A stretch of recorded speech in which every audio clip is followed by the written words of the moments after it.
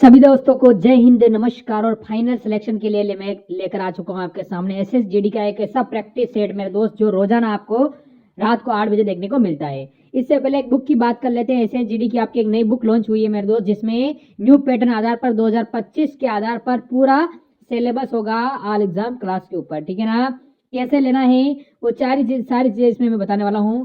पहले आप देखिए मेरे दोस्त, आपको मैं बता दूं, इसमें प्रैक्टिस सेट में आपको मेरे मित्र मात्र गुण 50 रुपए में आपको 15 प्रैक्टिस सेट मिलने वाले हैं। इसमें मात्र गुण 50 रुपए में जिस पीडीएफ आप जो बुक लोगे आप 200 रुपए पड़ेगी, वही मात्र आप व्हाट्सएप नंबर आपको दिया है, इस पर मैसेज कर दीजिए, इस बुक की पूरी पीडीएफ आपको मिल जाएगी। तो चलो पहला क्वेश्चन देखते हैं जो आज हमें क्या कहता है मेरे दोस्त।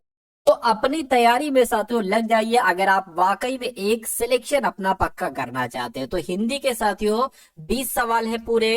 इन 20 सवालों में से साथियों कट ऑफ जो होगी वो 11 से 13 प्रश्नों की होगी, यानी कि कम से कम आपको 12 से 13 सवाल तो साथियों हर हालत में सही करना है, यानी कि इनके आंसर आपको पहले से मालूम होना चाहिए। अगला सवाल अब देखिए साथियों, कह रहे रेखांकित शब्द के लिए सही वर्तनी आपसे पूछी जा रही। तो प्रांत काल, आप प्रांत काल आइए, ये थोड़ी ना होगा साथियों, आप प्रातः काल आइए। और कैसे सही लिखा हुआ है, जैसे आपका ऑप्शन नंबर ए में प्रातः काल लिखा हुआ ऐसे लिखा जाता है।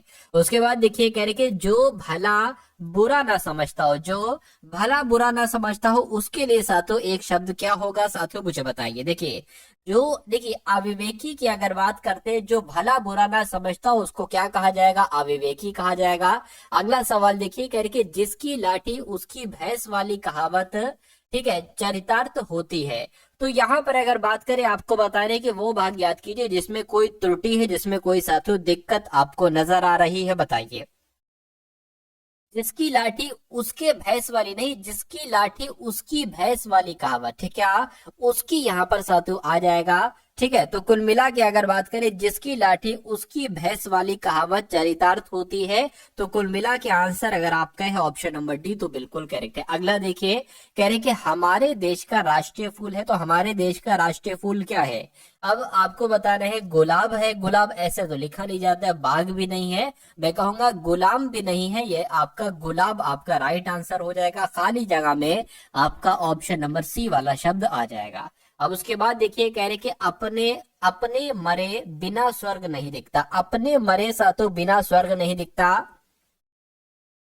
का मतलब आपसे पूछा जा रहा है कि सब लोगों का अपनी अपनी धुन में मस्त रहना नहीं, दूसरों की वस्तु का निर्भय और उन्मुक्त उपभोग नहीं, अपने मुंह से अपनी बड़ाई करने वाला व्यक्ति नहीं, अपने किए बिना काम नहीं होता, यानी कि अपने किए बिना काम नहीं होता। ठीक है, अपने मरे बिना स्वर्ग नहीं दिखता, इसका मतलब क्या हो जाएगा, अपने किए बिना काम नहीं होता। तो कुल मिला के राइट आंसर आपको ऑप्शन नंबर डी हो जाएगा। उसके बाद देखिए अगला सवाल कह रहे कि तुम चिंता ना करो तुम्हारी माफ हो गई है। क्या माफ हो गई है, मील माफ हो गई है, समन माफ हो गई, फीस माफ हो गई है, लालटेन माफ हो गई है। तो साथियों यहाँ पर फीस आना चाहिए कि तुम चिंता ना करो तुम्हारी फीस माफ हो गई है।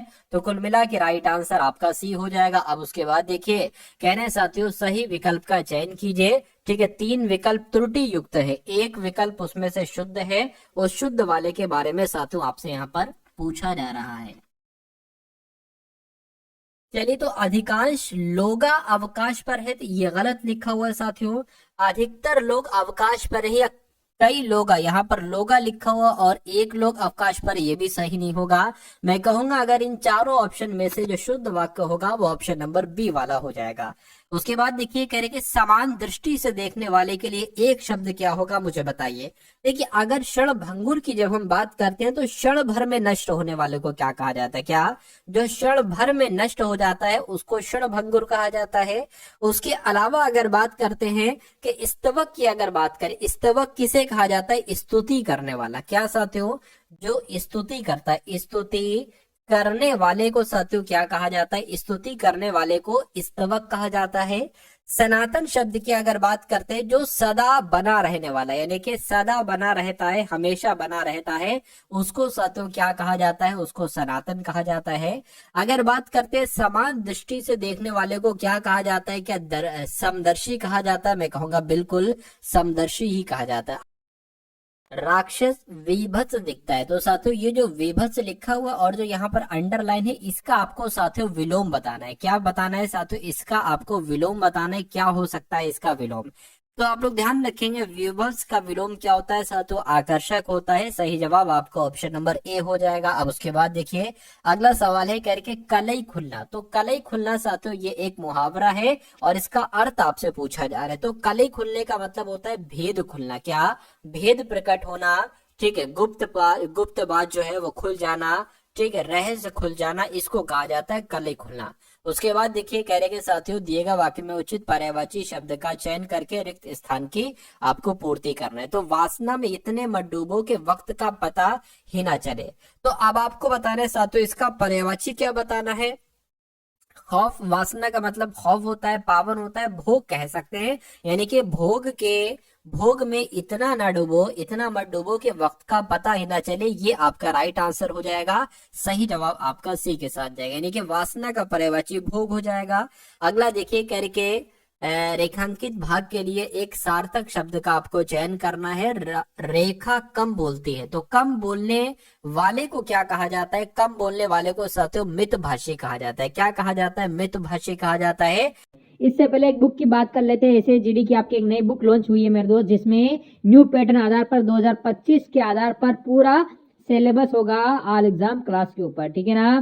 कैसे लेना है वो सारी चीजें इसमें मैं बताने वाला हूँ। पहला आप देखिए मेरे दोस्त, आपको मैं बता दूं, इसमें प्रैक्टिस सेट में आपको मेरे मित्र मात्र 49 रुपए में आपको 15 प्रैक्टिस सेट मिलने वाले हैं। इसमें मात्र 49 रुपए में जिस पीडीएफ आप जो बुक लोगे आप 200 रुपए में पड़ेगी, वही मात्र आप व्हाट्सएप नंबर आपको दिया है, इस पर मैसेज कर दीजिए, इस बुक की पूरी पीडीएफ आपको मिल जाएगी। तो अब अगला सवाल देखिए, कहा जा रहा है जो सहनशील ना हो। देखिए जो सहनशील ना हो उसको असहिष्णु कहा जाता है। क्या कहा जाता है साथियों? असहिष्णु कहा जाता है, ठीक है ना। अगले नंबर का सवाल देखिए, कह रहे कि निम्नलिखित प्रश्न में दिए गए 4 विकल्पों में से उस विकल्प का चयन करिए जो दिए गए मुहावरे के अर्थ को सर्वश्रेष्ठ रूप से व्यक्त करता है। यानी कि हाथ पांव मारने का मतलब क्या होता है बताइए। तो हाथ पांव मारने का मतलब लालच दिखाना होता है? नहीं। असंतुष्ट होना होता है? मैं कहूंगा बिल्कुल, ठीक है। हाथ पांव मारने का मतलब क्या? प्रयत्न करना होता है या लड़ाई करना होता है? इसमें से साथियों आंसर आपका क्या हो सकता है ये आपको बताना है। देखिए कहते नहीं भाई कि बेरोजगार इंसान होता है तो बड़ा बुजुर्ग उससे कहते हैं भाई तुम हाथ पांव मारो, जरूर तुम्हारे हाथ में कुछ आएगा। हाथ पांव तो मारो, जरूर पैसे आएंगे तुम्हारे पास। तो हाथ पांव मारने का मतलब होता है तुम कोशिश तो करो, कोशिश करोगे तभी तो तुम्हारी जॉब लगेगी। मेहनत करो। तो कुल मिला के कहीं ना कहीं प्रयत्न करना, ये आपका राइट आंसर हो जाएगा। और जिनका आंसर ऑप्शन नंबर सी है बिल्कुल करेक्ट है। अगला सवाल देखिए, करके मृतक के घर वाले वहीं मौजूद थे। तो रेखांकित शब्द जो है ना मृतक, आपको बताना है इसके लिए सही वर्तनी क्या हो जाएगी। तो देखिए मृतक ना ऐसे लिखा जाता है और ना ऐसे लिखा जाता है, ना ऐसे ना ऐसे। मृतक कैसे लिखा जाता है? जैसे यहाँ ऑप्शन नंबर डी में लिखा हुआ है। अगला सवाल देखिए, यानी कि हमें किसी भी अधिकारी को तीर नहीं देनी चाहिए, क्रोध नहीं देनी चाहिए, आईना नहीं देनी चाहिए, घूस नहीं देनी चाहिए। तो इस खाली जगह में साथियों कौन सा शब्द आ जाएगा? घूस शब्द आ जाएगा। और पूरा वाक्य आपका बन जाएगा कि हमें किसी भी अधिकारी को घूस नहीं देनी चाहिए। उसके बाद देखिए करके मैंने कल ही एक उपन्यास पढ़ी। अब आपको बताना है साथियों इसका विलोम बताना है क्या। तो साथियों उपन्यास का विलोम मुझे आप लोग बता दीजिए। उपन्यास का विलोम रचना होता है? नहीं। काव्य होता है? नहीं। जानकारी होता है? नहीं। साथियों कहीं ना कहीं एकांकी आपका यहाँ पर बिल्कुल सही जवाब हो जाएगा। साथियों अगर आपने वीडियो अभी तक लाइक नहीं किए हैं तो तुरंत वीडियो को आप लोग लाइक कर दीजिए। और वीडियो पर अगर चैनल पर आप लोग नए हैं तो चैनल को भी साथियों तुरंत आप लोग क्या कर लीजिए, तुरंत आप लोग सब्सक्राइब कर लीजिए। उसके बाद देखिए करके दिए गए वाक्य में निरर्थक शब्द ज्ञात कीजिए। लाइब्रेरी से किताब ला कर दीजिए। देखिए निरर्थक शब्द, ये तो फिताब लिखा हुआ है, होना क्या चाहिए था साथियों एक तरीके से, ठीक है। ये पूछा जा रहा है दिए गए शब्द में निरर्थक शब्द ज्ञात कीजिए। निरर्थक शब्द का मतलब होता है जिसका कोई अर्थ ना हो। तो लाइब्रेरी इसका कोई अर्थ है, लाकर दीजिए इसका कोई अर्थ है, लेकिन इस शब्द का कोई अर्थ नहीं है। तो यही तो पूछा जा रहा है निरर्थक शब्द कौन सा है? फिताब है। तो फिताब कहां पर लिखा हुआ है? तो ऑप्शन नंबर सी में लिखा हुआ है, ठीक है। ये नहीं आपसे पूछा जा रहा है कि यहाँ पर रेखांकित शब्द में कौन सा शब्द आएगा इसकी जगह पर, तो किताब आपका आंसर होता, ठीक है ना। खैर अगले नंबर का सवाल है साथियों आपकी स्क्रीन पर, क्या कहा जा रहा है आपसे, यानी कि स्त्री जो कविता लिखती है उसके लिए एक शब्द क्या होगा, तो उसको कवित्री कहा जाएगा। कवित्री की सही वर्तनी भी आप लोग एक बार देख लीजिए। अगला सवाल है साथियों, अब यहाँ से आपके सामने सामान्य ज्ञान के क्वेश्चन शुरू हो चुके हैं, ठीक है ना। सत्यशोधक समाज के संस्थापक कौन थे, तो सत्यशोधक समाज के संस्थापक ज्योतिराव फुले थे। कौन थे साथियों, ज्योतिराव फुले थे, ठीक है। उसके बाद देखिए अगले नंबर का सवाल है, कह रहे कि न्यायाधीश को हटाने के संबंध में नीचे दिए गए कथन को पूरा कीजिए। तो साथियों भारतीय संविधान न्यायाधीश को हटाने के लिए कोई प्रक्रिया निर्धारित नहीं करता, या भारतीय संविधान न्यायाधीश को हटाने के लिए बहुत कठिन प्रक्रिया निर्धारित करता है, या यह केवल उच्च न्यायालय के न्यायाधीशों को हटाने की प्रक्रिया निर्धारित करता है, या न्यायाधीशों को हटाने के लिए बहुत लचीली प्रक्रिया निर्धारित करता है। तो यहाँ पर साथियों जो आपका ऑप्शन राइट होगा, भारतीय संविधान न्यायाधीशों को हटाने के लिए बहुत कठिन प्रक्रिया निर्धारित करता है, ये आपका राइट आंसर होगा, जिनका आंसर ऑप्शन नंबर बी था, बिल्कुल सही था। अगला देखिए, जो रंगा स्वामी कप है साथियों, ये किस खेल से इसका संबंध है, तो मैं कहूंगा इसका संबंध तो हॉकी के खेल से है। इस खेल से इसका संबंध है, हॉकी के खेल से इसका संबंध है। उसके बाद देखिए कह रहे कि भारतीय संविधान का जो भाग 4A है, इसके अनुसार यदि माता पिता या संरक्षक वर्ष तक कितने साथियों, ठीक है, कितने वर्ष तक, ये आपको यहाँ पर बतानी, ये खाली जगह है। कह रहे कि 2 से 6 वर्ष तक की आयु वाले अपने यथास्थिति बालक या प्रतिपाल के लिए शिक्षा का अवसर प्रदान करते हैं, या साथियों 6 से 14, या 4 से 14, या 6 से 12। तो आप लोग यहाँ पर ध्यान रखेंगे, जो संविधान का भाग 4A है ना, इसके अनुसार माता पिता जो होते हैं वो 6 से 14 वर्ष तक की आयु के लिए बच्चों के लिए शिक्षा का अवसर प्रदान करते हैं। तो 6 से 14 वर्ष यहाँ पर आपका राइट आंसर हो जाएगा। उसके बाद देखिए कह रहे भारतीय उपमहाद्वीप में ज्ञात लेखन की सबसे प्रारंभिक शैली का क्या नाम है, तो इसका नाम क्या है साथियों, सिंधु लिपि इसका नाम है। क्या नाम है इसका, सिंधु लिपि इसका नाम है। राइट आंसर आपका अगर है साथियों ऑप्शन नंबर डी, तो बिल्कुल करेक्ट हो जाता। अगला देखिए, कहा जा रहा है कि स्वतंत्रता के बाद भारत ने प्रथम प्रधानमंत्री पंडित जवाहरलाल नेहरू के, ठीक है, अधिनायकवादी पूंजीवाद प्रभाव में 1951 में अपनी पहली पंचवर्षीय योजना लॉन्च की, या पूंजीवादी प्रभाव में, या एक तरीके से अगर बात करें अराजकतावाद या समाजवादी, तो मैं कहूंगा समाजवादी यहाँ पर आपका बिल्कुल सही जवाब हो जाएगा। यानी कि स्वतंत्रता के बाद भारत ने प्रथम प्रधानमंत्री पंडित जवाहरलाल नेहरू के समाजवादी प्रभाव में 1951 में अपनी पहली पंचवर्षीय योजना लॉन्च की, ये आपका राइट आंसर हो जाएगा ऑप्शन नंबर डी। उसके बाद देखिए निम्नलिखित में से कौन सा भारतीय रिजर्व बैंक के कार्य है, तो भारतीय रिजर्व बैंक के कार्य आपसे पूछे जा रहे हैं साथियों। देखिए मुद्रा जारी करता है भारतीय रिजर्व बैंक, बिल्कुल। आखिरी कर्जदाता होता है, ये भी बिल्कुल सही है। तो दोनों यहाँ पर बिल्कुल सही हैं, दोनों सही हैं। तो ऐसा कहां पर लिखा हुआ है साथियों, ऑप्शन नंबर सी में ऐसा लिखा हुआ है, तो यही आपका राइट आंसर है। अगला देखिए, अगला सवाल देखिए, पूछा जा रहा है कि पन्ना लाल घोष निम्नलिखित में से किस वाद्य यंत्र के लिए प्रसिद्ध है, तो पन्ना लाल घोष की अगर बात करें तो ये तो बांसुरी वादक हैं। कौन है साथियों, ये बांसुरी वादक हैं, ये आपको यहाँ पर मालूम होना चाहिए। उसके बाद देखिए अगला सवाल कह रहे संविधान सभा ने 26 जनवरी 1950 को भारत के संविधान को अपनाया, कब अपनाया, तो आपको ये ध्यान रखना है कि 26 नवंबर 1949 को भारत के संविधान को अपनाया संविधान सभा ने, ठीक है। अगला सवाल कह रहे भारत के निम्नलिखित में से किस राज्य में बोनालू पर्व मनाया जाता है, तो बोनालू पर्व साथियों कहां पर मनाया जाता है, ये तो तेलंगाना में मनाया जाता है। क्या जो बोनालू पर्व है ना साथियों, ये कहां पर मनाया जाता है, ये तेलंगाना में मनाया जाता है। अगला सवाल देखिए, कहा जा रहा है कि जनगणना 2011 के अनुसार निम्नलिखित में से किस राज्य में महिला साक्षरता दर सबसे अधिक थी, तो सबसे अधिक की अगर पूछे तो केरल आपको लगा देना। क्या सबसे अधिक की अगर पूछे साथियों तो आपको केरल लगा देना है, ठीक है। दूसरे नंबर पर कौन था, तो साथियों मिजोरम था। दूसरे नंबर पर कौन था, मिजोरम था। उसके बाद देखिए कह रहे कि अमृतसर की संधि किस वर्ष हस्ताक्षरित की गई थी, ये आपको यहाँ पर बताना है। चलिए, अच्छा ये अमृतसर की संधि कब हुई थी, तो 1809 में हुई थी। कब हुई थी, 1809 में हुई थी, लेकिन किसके बीच हुई थी, तो चार्ल्स मेटकॉफ और महाराजा रणजीत सिंह के बीच हुई थी। किसके बीच हुई थी साथियों, चार्ल्स मेटकॉफ के बीच हुई थी, चार्ल्स मेटकॉफ के बीच हुई थी और राजा रणजीत सिंह के बीच हुई थी। किसके बीच साथियों? राजा रणजीत सिंह के बीच हुई थी। ये बात आप लोग साथियों ध्यान रखेंगे, ये हो सकता हो आपसे यहाँ पर पूछ लिया जाए एग्जाम में।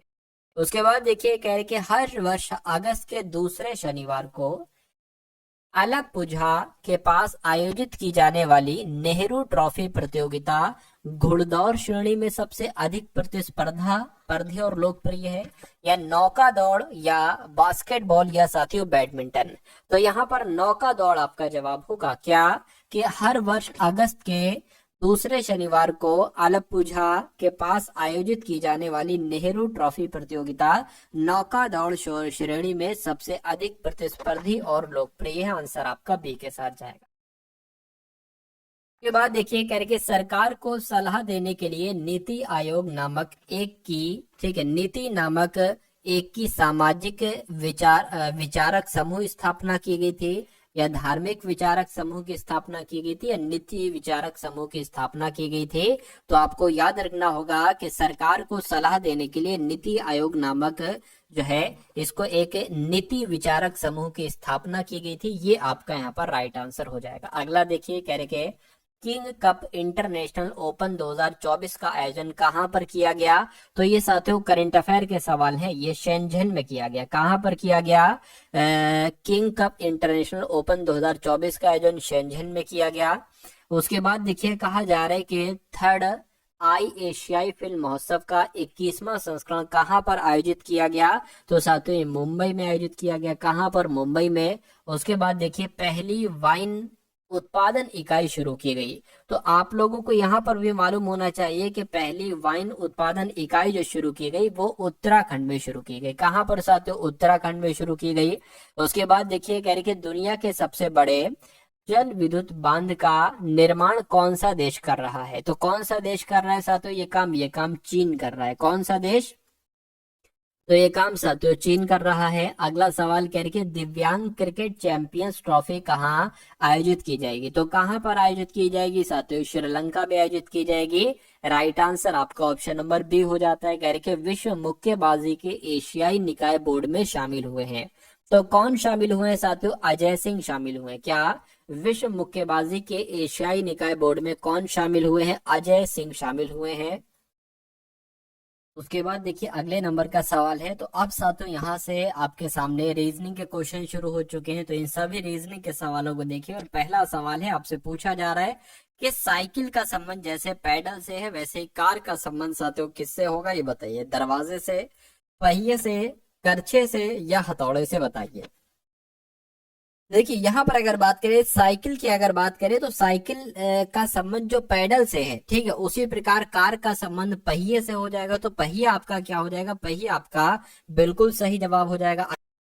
5 मित्र एलेक्स, बेन, क्रिस, डेविड और एमा एक वृत्ताकार मेज के चारों ओर केंद्र की ओर मुख करके बैठे हैं। ठीक है, तो साथियों एक वृत्ताकार मेज हम यहाँ पर बना लेते हैं और 5 लोग हैं ना, तो 1 2 3 4 और 1 5। क्या कहा जा रहा है? कह रहे कि एलेक्स बेन के ठीक दाईं ओर बैठा है। तो मान लीजिए बेन यहाँ पर बैठते हैं, ठीक है, तो बेन के दाईं ओर कौन बैठा है? एलेक्स बैठा है, यानी कि एलेक्स तो यहाँ पर बैठा दिए जाएंगे। ठीक है, तो बेन के ठीक दाएं और एलेक्स बैठा है, यहाँ तक हो गया। कह रहे क्रिस या डेविड के बगल में एलेक्स नहीं बैठा है, यानी कि यहाँ पर क्रिस भी नहीं आ सकता, ठीक है ना, यहाँ पर क्रिस भी नहीं आ सकता और यहाँ पर डेविड भी नहीं आ सकता। तो मैं कहूंगा क्रिस यहाँ पर आ जाए या क्रिस यहाँ पर आ जाए, डेविड यहाँ पर आ जाए, डेविड यहाँ पर आ जाए, यानी कि ये दोनों किसकी जगह हो जाएंगे? ये दोनों क्रिस और डेविड की जगह हो जाएंगे। ठीक है ना। तो अब बचा कौन? देखिए साथियों, एलेक्सा की अगर बात करें आप बैठा चुके हो, बेन भी आप बैठा चुके हो। यहाँ पर अगर बात करें क्रिस और डेविड बैठ जाएंगे, क्रिस और डेविड बैठ जाएंगे। तो बची कौन? एमा, यानी कि एमा साथियों यहाँ पर बैठेंगी, एमा यहाँ पर बैठेंगी। अब पूछा क्या जा रहा है साथियों कि क्रिस के ठीक दाएं और कौन बैठा है? तो अभी हमें नहीं पता क्रिस कहाँ पर बैठेगा, ये हम डिसीजन अभी लेंगे। लिखा हुआ है डेविड एमा के ठीक दाएं और बगल में बैठा है। तो एमा कहाँ पर है, एमा यहाँ पर है, यानी कि एमा के ठीक दाएं कौन बैठा है, डेविड बैठा है। तो डेविड साथियों यहाँ पर बैठ जाएगा, और क्रिस की अगर बात करें, क्रिस साथियों यहाँ पर बैठ जाएगा, ठीक है ना। तो सवाल में पूछा गया है कि क्रिस के ठीक दाएं कौन बैठा है, तो क्रिस के ठीक दाएं कौन बैठा है साथियों, बेन बैठी है, बेन बैठी है। तो बेन आपका यहाँ पर बिल्कुल करेक्ट आंसर हो जाएगा। अगला सवाल देखिए, अगले सवाल में साथियों कहा गया है कि 142 है, उसके बाद 150 है, उसके बाद 123 आ गया है, और फिर 187 है, और फिर 62 आ गया है। आपको बताने कि अगले नंबर पर यहाँ पर साथियों क्या हो सकता है, फटाफट आप लोग बता दीजिए।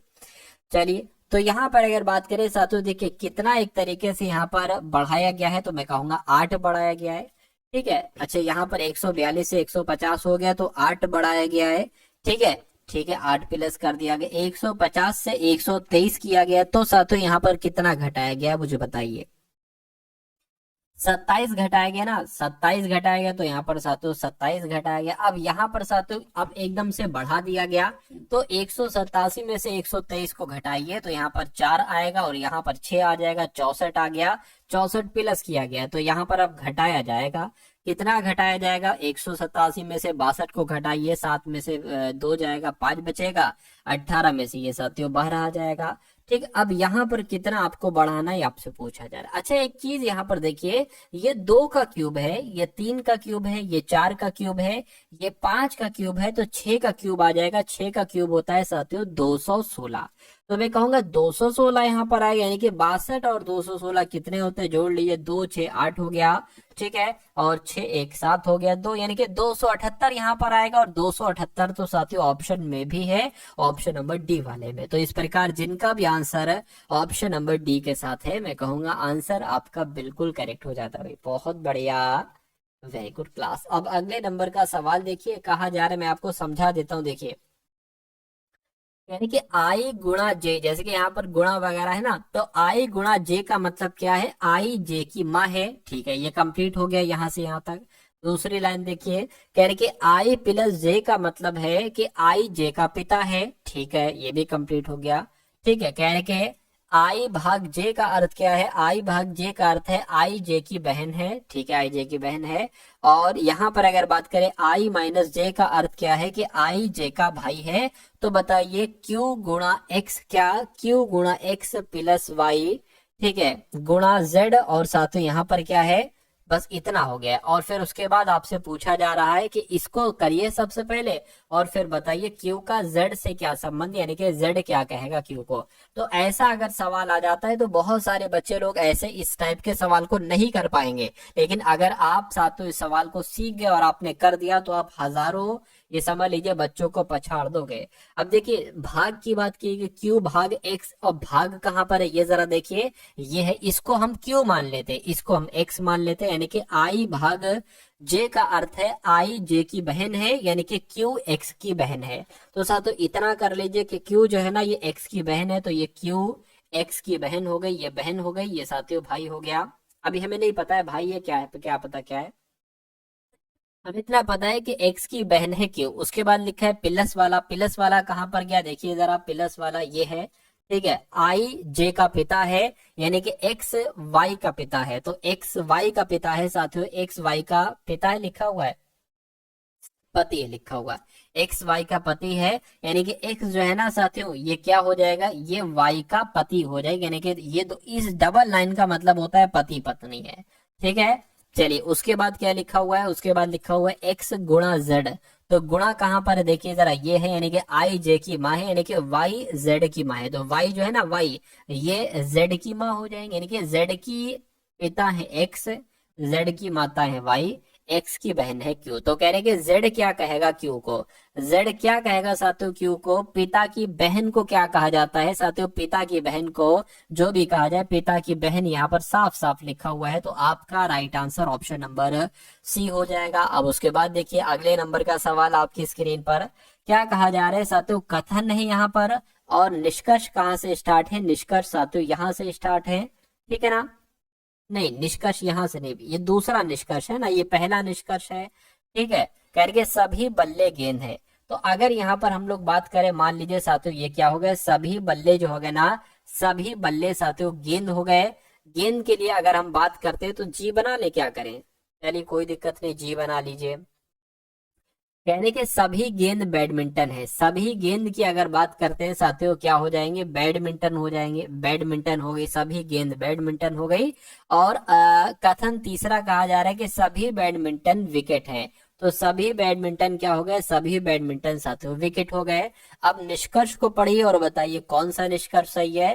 कहने के सभी बल्ले विकेट हैं, सभी बल्ले विकेट हैं, बिल्कुल साथियों, विकेट के अंदर आ रहा है बल्ले, तो ये पहला निष्कर्ष सही हो जाएगा। और दूसरा निष्कर्ष देखिए, कुछ बैडमिंटन बल्ले हैं, कुछ बैडमिंटन, ये कुछ बैडमिंटन बल्ले, बिल्कुल साथियों इतने बैडमिंटन बल्ले हैं, ये वाला भी आपका निष्कर्ष सही हो जाएगा। यानी कि निष्कर्ष 1 और 2 दोनों सही हैं। ऐसा कहां पर लिखा हुआ है, ऐसा आपका ऑप्शन नंबर डी में लिखा हुआ है, तो आपका right answer option number D हो जाएगा। अब उसके बाद देखिए अगले नंबर का साथियों सवाल है, कहा जा रहा है कि 8 है, 18 है, उसके बाद 38 है, उसके बाद साथियों 78 है, उसके बाद 158 है, और उसके बाद आपको बताना है कि क्या नंबर यहाँ पर साथियों आ सकता है।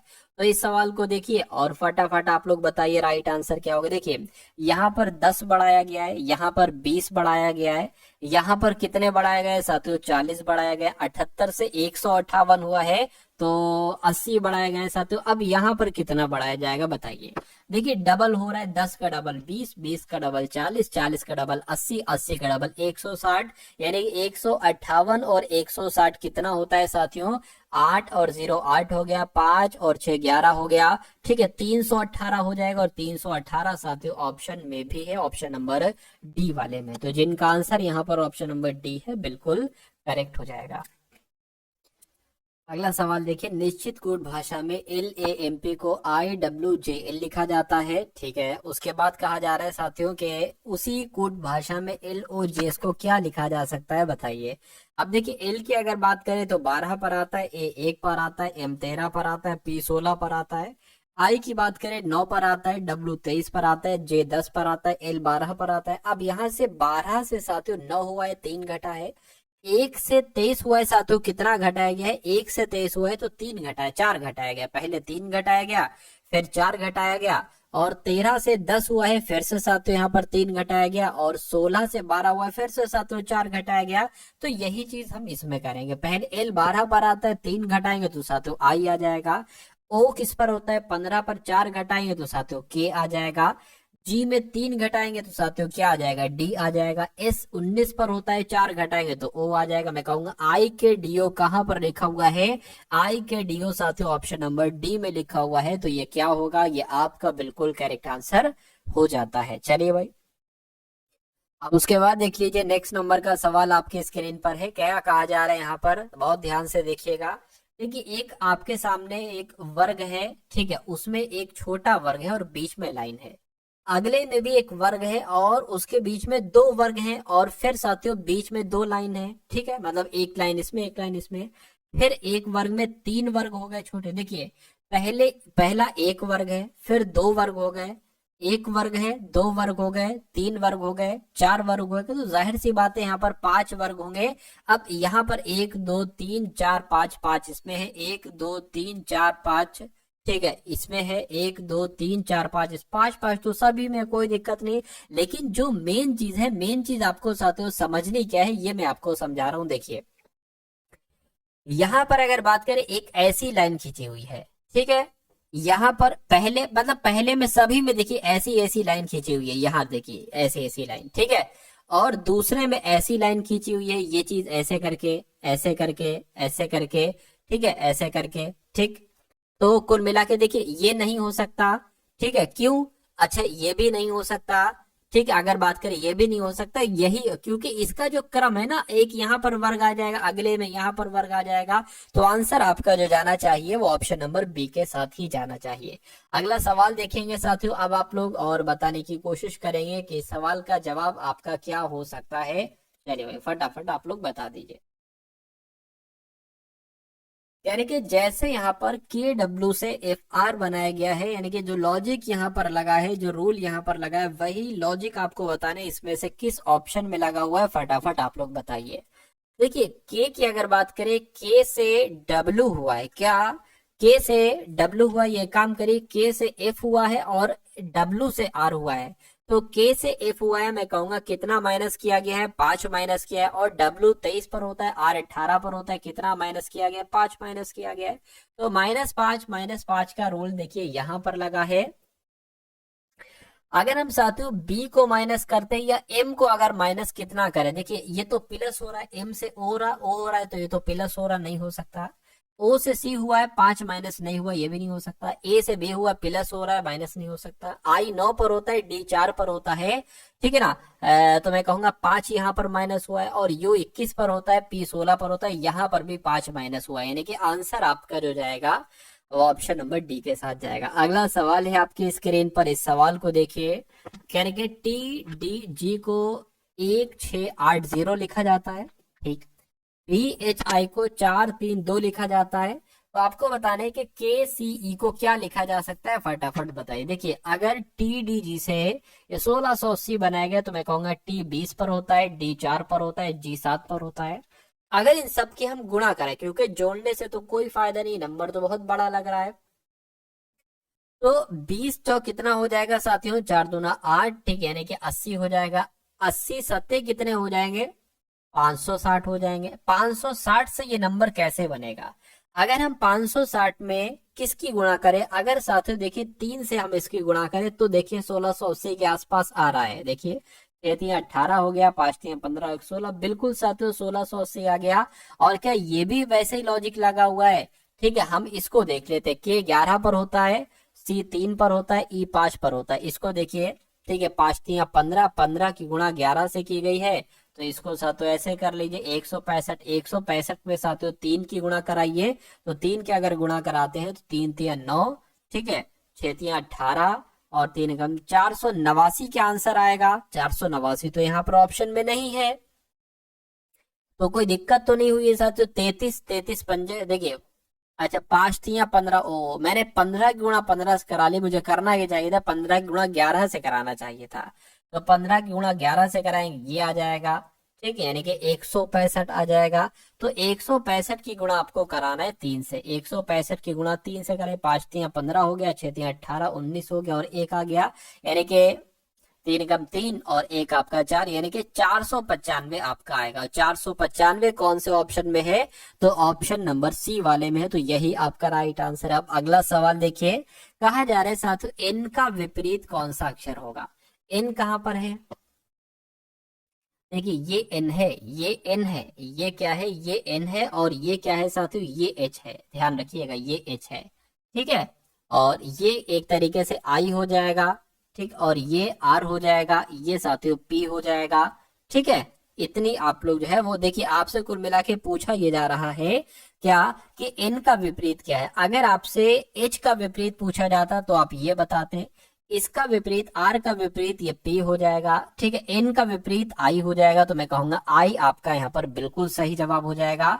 चलिए अब अगले नंबर का तो सवाल है आपकी स्क्रीन पर, इस सवाल को देखिए और फटाफट बताइए राइट आंसर आपका किस ऑप्शन के साथ जा सकता है, क्या आपका राइट आंसर यहाँ पर हो सकता है। क्या कहा जा रहा है, कह रहे कि ए बी का पिता है, ठीक है। तो जो ए है ना, ए साथ ये बी का पिता हो गया, ठीक है, ए जो है वो बी का पिता हो गया। कह रहे कि सी का भाई बी है, सी का भाई बी है, तो सी का भाई बी हो गया। उसके बाद कह रहे कि डी का पिता सी है, ठीक है। डी का पिता कौन है साथियों, डी का पिता कौन हो जाएगा, डी का पिता सी हो जाएगा, ये बात क्लियर है। कहने के डी जो है ना, डी ये ई की बहन है, यानी कि डी जो है ना साथियों ये ई की बहन है। डी जो है ना, डी जो है ना ये ई की बहन है।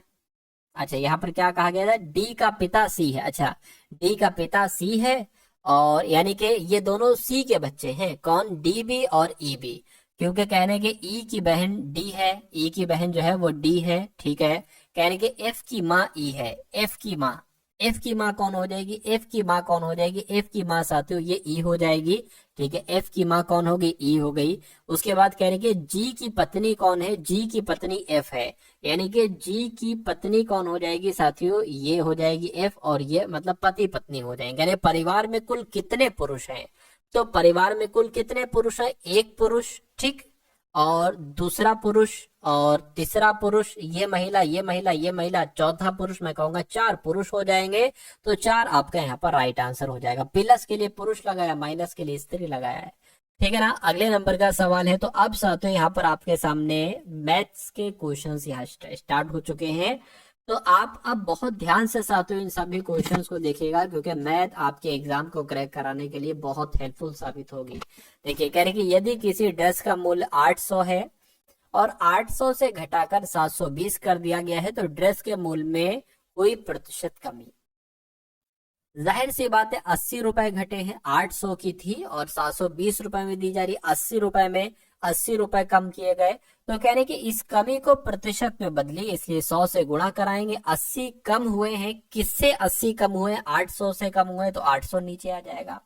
2 जीरो से 2 जीरो कैंसिल हो जाएंगे, इससे 10 आ जाएगा, यानी कि 10% की कमी हुई है। इसलिए राइट आंसर आपका ऑप्शन नंबर सी के साथ जाएगा। अगला सवाल आपकी स्क्रीन पर है, देखिए और बताइए राइट आंसर क्या है। कह रहे 3 व्यक्ति की वर्तमान आयु 3:5:7 है। 6 वर्ष पहले उनकी आयु का योग 87 था, उनकी वर्तमान आयु क्या होगी? देखिए, हम इसको ये भी मान सकते हैं 3x/5x/7x, हम इसको ये भी मान सकते हैं। अब 6 वर्ष पहले की बात की गई, तो सब में से 6 घटाइए, 6 इसमें से भी घटाइए, 6 इसमें से भी घटाइए, यानी 3x-6, ठीक है। और एक तरीके से बात करें 5x-6 और 7x-6। और कहने के जब 6 वर्ष घटाया जाता है, ठीक है, और 6 वर्ष पहले उनकी आयु का योग, अगर हम इन सबको जोड़ देते हैं तो इनकी आयु का योग कितना बताया गया? 87 बताया गया, 87 आ गया। अब कैलकुलेट कर लीजिए। देखिए, 3x + 5x 8x हो गए, 8x और 7x ये 15x हो गए, तो 15x हो गए। और अब इनको साथों एक तरीके से क्या आप लोग कर लेंगे यहाँ पर,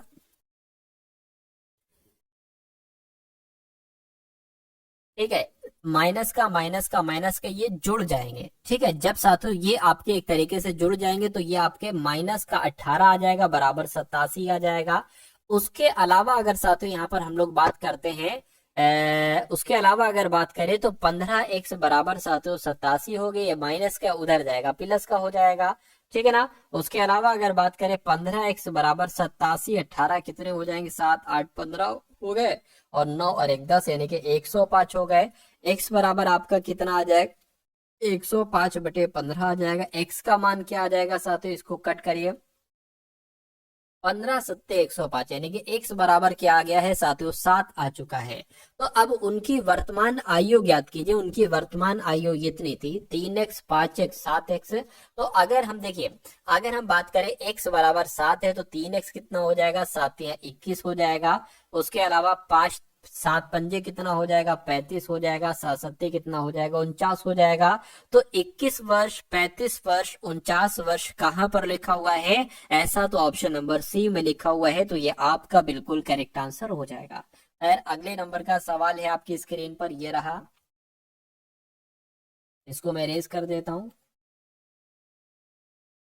ठीक है। चलिए, अब अगले नंबर का साथियों सवाल आपकी स्क्रीन पर है। इस सवाल को देखिए और आप लोग बता दीजिए कि आपका राइट आंसर क्या होगा। कह रहे 22 विद्यार्थियों की एक कक्षा का औसत 42 किलोग्राम है, यानी कि 22 विद्यार्थी हैं और 22 विद्यार्थियों के कक्षा का औसत भार जो है वो 42 है। अगर मैं आपसे पूछूं 22 विद्यार्थियों का कुल मिला के वजन कितना होगा, तो 42 की गुणा आपको 22 से कराना होगी। 2 दूना 4, 4 दूना 8, आपका 84 इधर आ जाएगा, 4 आ गया, 12 आ गया, 9, यानी कि 924 हो जाएगा। 22 बच्चों का कुल मिला के वजन जो है वो 924 हो गया।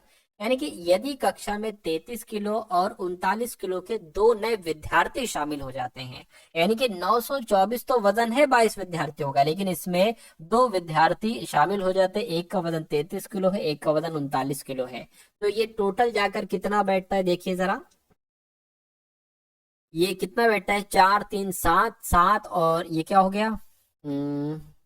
अच्छा, ये 9 है, ठीक है। तो एक काम करिए, 9 3 12 हो जाएगा, 12 और 4 कितना हो जाएगा? 16 हो जाएगा। 3 3 6 6 और 9 आपका आ जाएगा 9, यानी कि 996 आपका आ जाएगा। अब पहले टोटल विद्यार्थी 22 थे, अब कितने हो गए, 2 बढ़ गए, यानी कि 24 साथियों हो गए। तो इसको कट करिए, 12 से कट करें ना, तो 12 से अगर साथियों कट करते हैं, 2 से कट कर लीजिए, काम करिए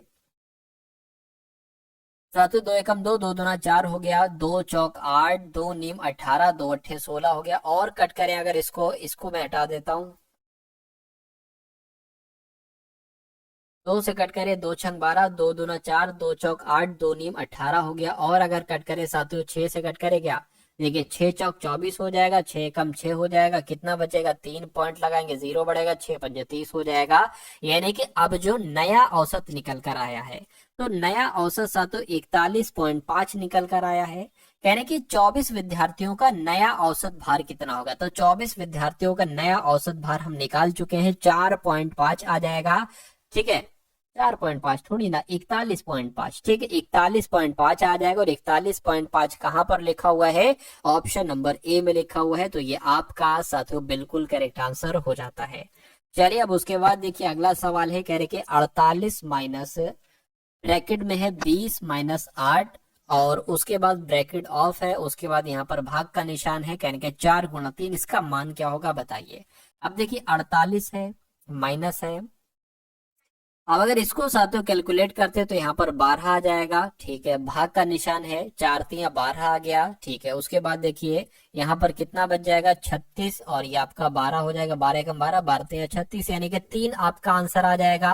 13 विद्यार्थियों के औसत अंक 130 हैं, लेकिन बाद में यह पाया गया कि एक विद्यार्थी के अंक गलती से 32 के स्थान पर 23 दर्ज कर लिए गए, यानी कि 32 करना थे, 23 कर लिए गए। तो मैं कह सकता हूँ 9 कम किए गए, 9 कम किए गए, 9 ज्यादा करना चाहिए थे। तो उनके अंक का सही औसत क्या है, तो देखिए सबसे पहले अगर बात करते हैं, 13 विद्यार्थी हैं, 13 विद्यार्थियों के औसत अंक कितने, 130 है। अगर मैं आपसे कहूँ 13 विद्यार्थियों के कुल मिला के अंक कितने होंगे, 13 की गुणा साथियों 13 से आप करा लीजिए। मैं कहूंगा 13 का स्क्वायर तो 169 होता है, 0 लगा, 0 लग जाएगा, तो 1690 है। लेकिन ये जो योग है ना, इसमें एक विद्यार्थी के अंक गलती से 32 के स्थान पर 23 दर्ज कर लिए गए, यानी कि 9 इसमें और बढ़ाना चाहिए तो सही योग आएगा। तो 1699 सही योग आ जाएगा। और लोग कितने थे, ठीक है 13 लोग थे। तो अब सही अंक, सही औसत का मालूम पता करने के लिए साथियों आपको इसको कैलकुलेट करना चाहिए, आपका आंसर आ जाएगा, कोई दिक्कत नहीं है। 13 से अगर साथियों इसको हम कट करें, तो 13 से अगर साथियों इसको हम कट करते हैं, देखिए 13 एकम 13 हो गया, कितना जाएगा, 3 जाएगा, 39 हो गया, 13 26, 13 3 39 आपका हो जाएगा। ठीक है ना।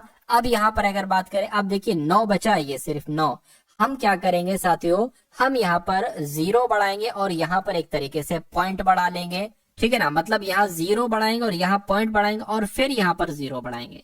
तो 13 पंजे 65, 13 छंग 78, 13 सत्ते 91, लेकिन नहीं 13 छंग करेंगे साथियों हम, तो 130.6 करके आंसर आएगा। और 130.6 कहां पर लिखा हुआ है, ऑप्शन नंबर सी में लिखा हुआ है। तो ये आपका जो होगा वो बिल्कुल करेक्ट आंसर हो जाएगा। और आज की इस वीडियो का अंतिम सवाल आप लोग देख लेंगे, कह रहे 216 और भाग 4 है, 216 भाग 4 है, प्लस 32 है, गुणा 6 है, माइनस 23 गुणा 3 है। तो साथियों सबसे पहले अगर इसको कट करें ना, तो 4 पंजे 20 हो जाएगा, 0 4 चौक 16 हो जाएगा, प्लस 32 की गुणा 6 से करोगे तो 6 दूना 12 हो गया, 6 3 18 और 1 19 हो गया, माइनस 26 की गुणा 3 से करोगे तो 6 3 18 हो गया।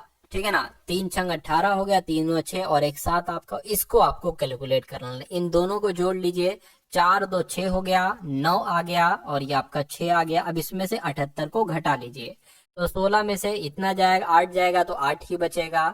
ठीक है, अब ये 8 हो गया, यहाँ पर 1 जाएगा 6, यानी कि 618 आपका जो होगा वो बिल्कुल करेक्ट आंसर हो जाएगा। और जिनका भी आंसर यहाँ पर ऑप्शन नंबर बी के साथ है, आंसर आपका बिल्कुल करेक्ट हो जाता है।